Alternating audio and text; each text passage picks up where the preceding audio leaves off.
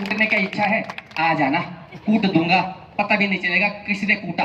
ठीक है, तो बस इतना ही कहूं।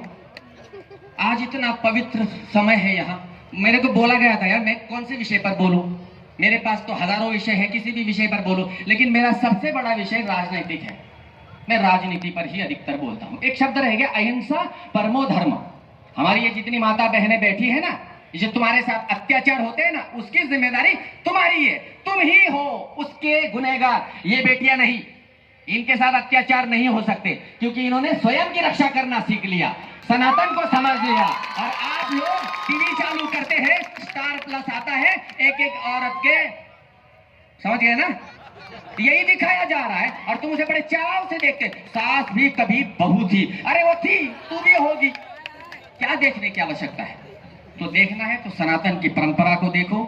और आज हमारे साथ हमारे एक पत्रकार भाई आए, उन्होंने मुझे पूछा कि गुरुजी क्या पूछा था विवेक भाई, हाँ आपका नाम क्या है। माफ करना मेरे पत्रकार मित्र को, मैं क्षमा मांगता हूँ, नाम नहीं बताऊंगा उनका, लेकिन बहुत अच्छे हैं, दिल के सच्चे हैं, सारे पत्रकार ही सच्चे हैं, कुछ कुछ को छोड़कर, रवीश कुमार जैसे।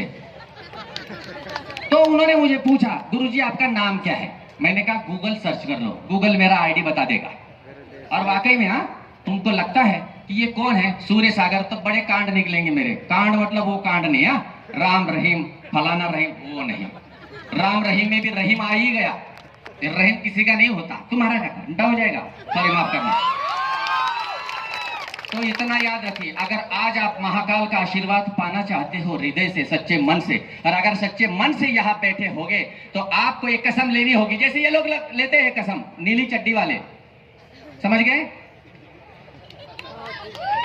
क्या, समझ गए, हाँ हाँ। तो याद रखना, जो लोग हमारे धर्म का मजाक बनाते हैं, भगवान श्री राम का अनादर करते हैं, माता सीता का मजाक बनाते हैं, उनको हम नीली चड्डी वाले कहते हैं, समझ गए ना। नीली चड्डी वाले कौन है। जब भी मैं मेरे फेसबुक पर लिखता हूं तो जुकरबर्ग हमें इतना लगाव रखता है कि हमें 40 दिन 30 दिन के लिए संन्यास वनवास दे देता है, समझ गए ना। हाँ, तो जो तुम्हारे धर्म का अपमान करता है उसके साथ तुम क्या करोगे,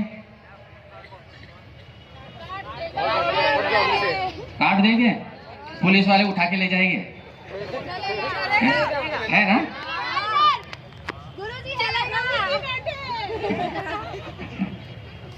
तो इतना याद रखिएगा, हमारा धर्म बड़ा विशाल है। मिशन परित्राण गुरुकुल, मैं पहली बार आया यहाँ आज। सूरत में तो पहले भी आ चुका हूँ। सूरत वालों ने बहुत प्यार दिया है मुझे।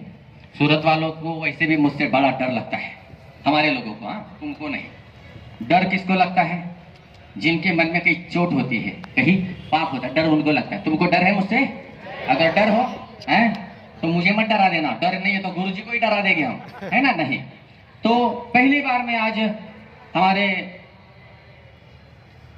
गुरुकुल में आया तो बड़ी प्रसन्नता हुई कि वहां का वातावरण देखा, लेकिन दुख इस बात का हुआ कि वो दायरा सीमित है।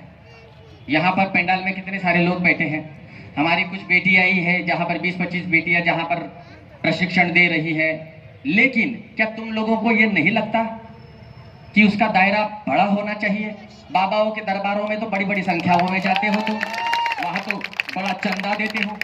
मैं कभी चंदा वाला बाबा नहीं बना, मैं वो बाबा बन गया, हैं?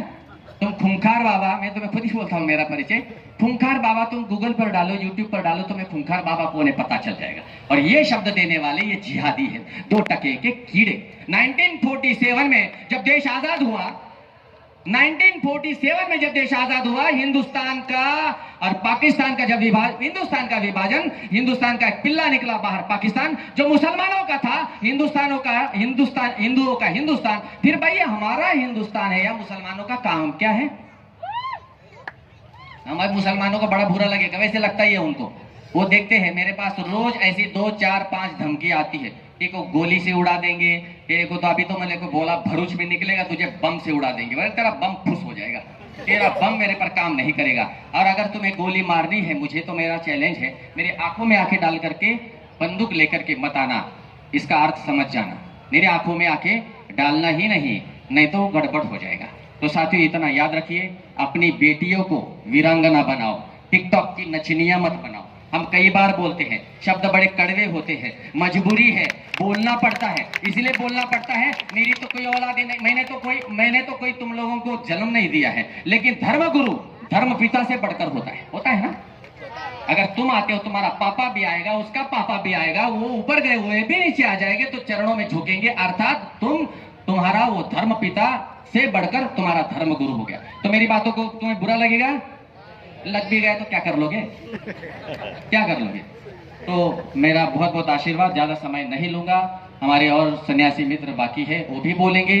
और हमारे जब भी मैं किसी संकटों से जूझता हूं तो मेरे साथ बहुत सारे लोग खड़े हो जाते हैं। ये मेरी शिष्या बाल ब्रह्मचारिणी पिंकी दीदी ओमकार तीर्थ की प्रमुख है, और उसी के कारण मैं इतने बड़े युद्ध लड़ता हूँ।